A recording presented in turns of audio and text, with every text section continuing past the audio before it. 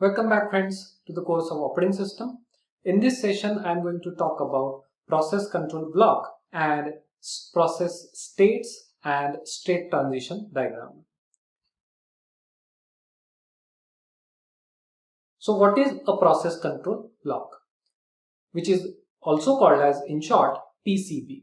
So process control block is the place at which the operating system stores the information of the process. In the previous sessions, I talked about the structure of the process, means how the operating system stores the instructions and data of the process. But here PCB is the information of that process. PCB is created when any process is created, and it is created for every process differently. So if you launch 10 processes, 10 process control blocks are created. These PCBs are stored in main memory somewhere and it is managed by the operating system. So let's take when the process 1 is created, a PCB1 is created in the memory. What it stores in this block of memory is first property of the process, which is the process ID of the process. So for every process, the process ID is maintained in the process control block of that process. Second attribute, and one of the important attribute, is process state.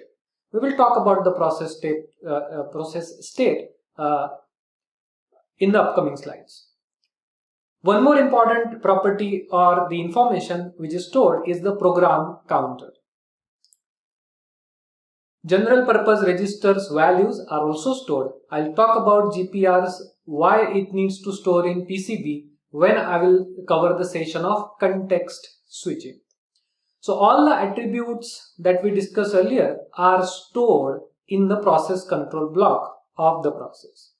And similarly, the process control block for process 2 is also created somewhere else in the memory. So for every process, a process control block is created. Now how the operating system manages these process control blocks is with the help of a linked list.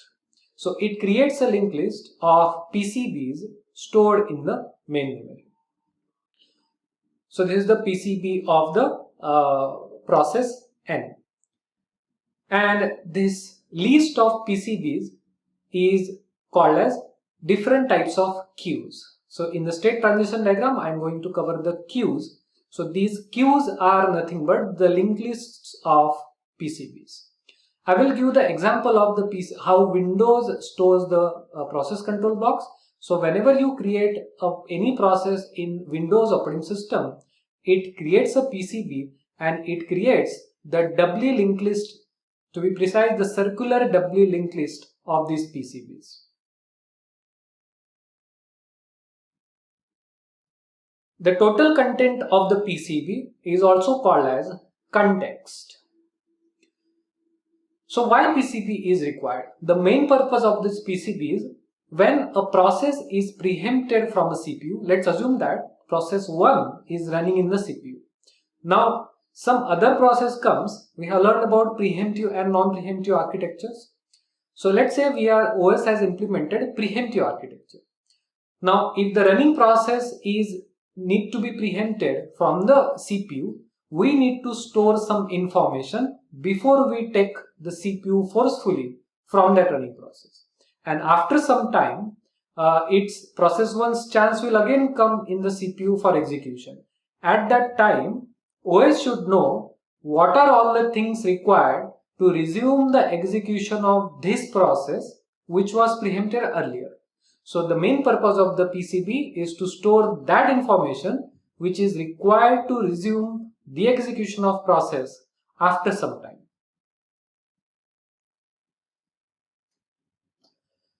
So let's talk about the process states and state transition diagram. So every process in the operating system is attached with a state. For example, to give the analogy, if you go to any airport to board a plane, first you enter into the premises of airport. There is formation of the queue at the gate.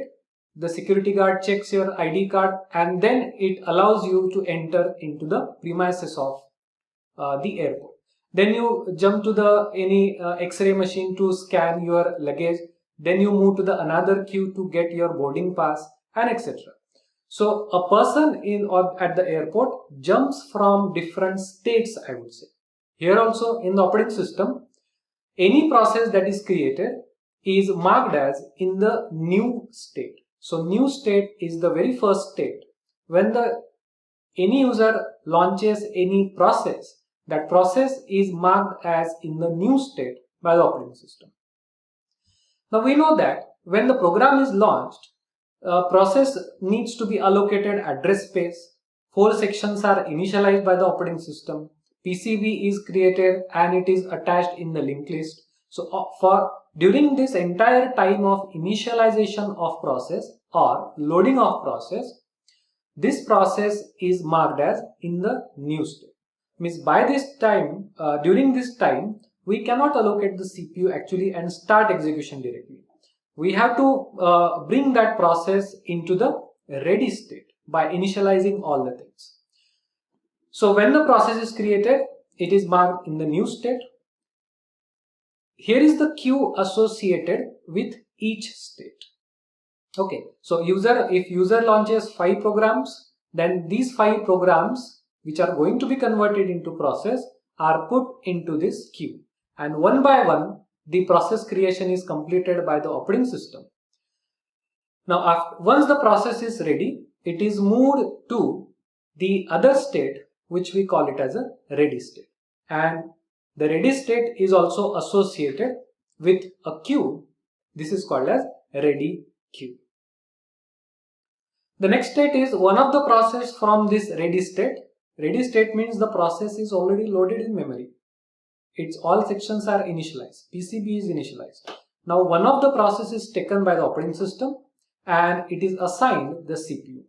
The process which has taken the CPU and has started the execution of its instruction is said to be in the running state. So at any one moment, out of n processes of ready state, one process can be moved to the running state. After some time, let's say the execution of instructions completed for that running process, it is marked as terminated.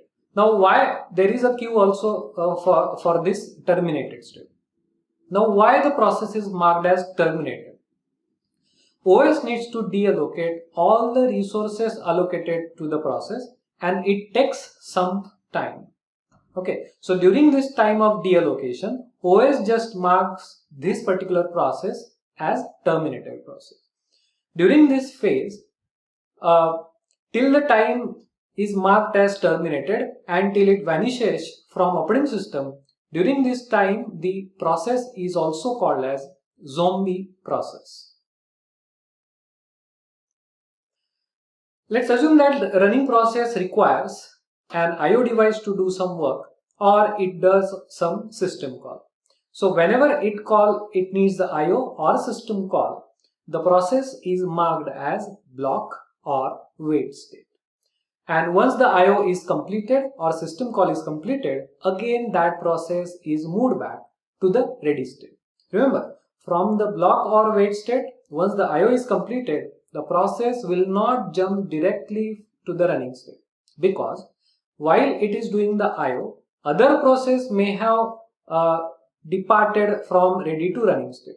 So it may happen in the multi-programming environment that one process is in running and other process is in the block state. That's why the block or wait process will first move to the ready, and then only after some time or immediately it will move to the running state. Let's assume that the process 1 is moved to the block state and it is asking one IO device 1, let's say. If that IO device 1 is busy, that particular process will be kept into this queue. This queue is associated with that particular IO device. If other process asks for any other IO device, then that process will be kept in that IO device's queue. So the point is, different I/O devices have different queues. And according to these queues, the I/O for those processes will be solved. One more transition is possible, which is from running to the ready state. And this transition is nothing but a forceful transition from running to ready state, what we call it as a preemption of a process. So there are some events on which the preemption may occur. For example, if the timeout occurs for a process, the process will again move to the ready state and again new process will be dispatched to the running state. So this is the basic state transition diagram. There are two extended states associated with the ready state and block and wait state. First, let's discuss about the suspended ready state. So there is an extension of this state called as suspended ready state. Point to note here is all the processes which are marked in the ready state are in the memory, are loaded in the memory, that is your RAM. Let's assume that a RAM is full and a new process is created. But I want to accommodate this in the system. That's why when this queue is full, when the ready queue is full, some processes are moved to the secondary disk. And this process is marked as suspended ready process. The operation is called as suspend, and the opposite operation of bringing the process from secondary disk to the ready state is called as resume operation. This suspended ready state is also associated with a suspended queue. Similarly, there is an extension of this block or wait state. Block or wait state processes are in memory, but if memory is full again, those processes can be moved into the secondary disk and marked as suspended block. The difference between suspended ready and suspended block is the processes in the suspended block are suspended because they are not getting any I/O device, which is not the case of suspended ready. Suspended ready indicates that the process itself is not getting the memory to store basically. That's why it is moved to the secondary disk. So this is the state transition diagram. Now the question is, this state transition diagram is DFA or NFA, stands for deterministic finite automata or non-deterministic finite automata. And the answer here is it is a deterministic finite automata. The reason is that if you look carefully, from every state on particular operation, the process is moving to a unique next state. And that is the reason we say that if any on a particular operation, if you get a new unique state, it follows the definite deterministic finite automata.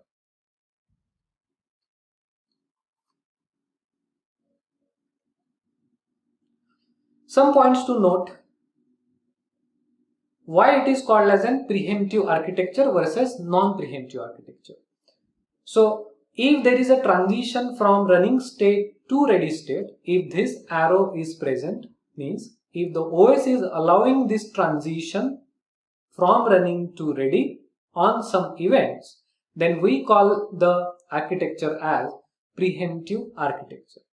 On the other hand, if there is no transition allowed from running to ready, let's say if you are asked the question that you are given a state transition diagram, and in that state transition diagram this particular arrow is missing from running to ready, then you have to say that the operating system is not allowing the preemption here.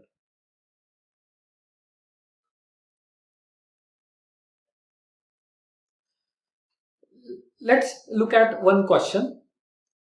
Fill in the table with minimum and maximum number of processes in respective states.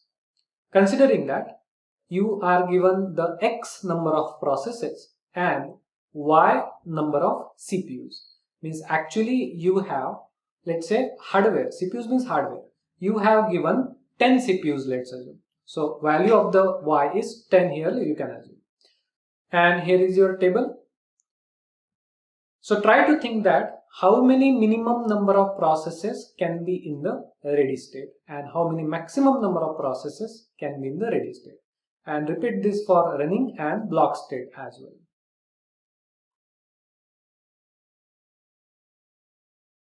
Here is the solution for this. The minimum number of processes that can be in the ready state is 0, indicating that it may happen that all the process goes for IO operation. In that case, no process is in ready state. So I can say 0 processes can be in the ready queue.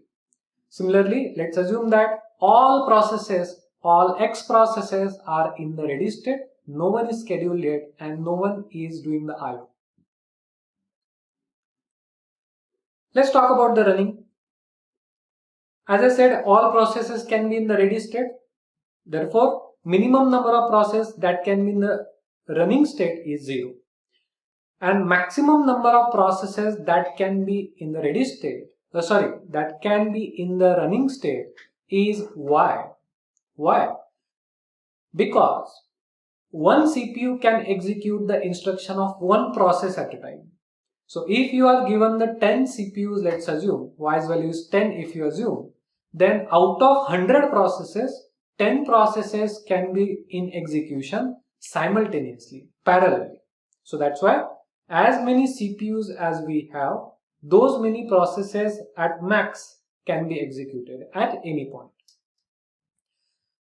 And about the block or wait state, if all processes are in the ready state, no one is in the block or wait state, and in the worst case, all X processes can be in the block state as well.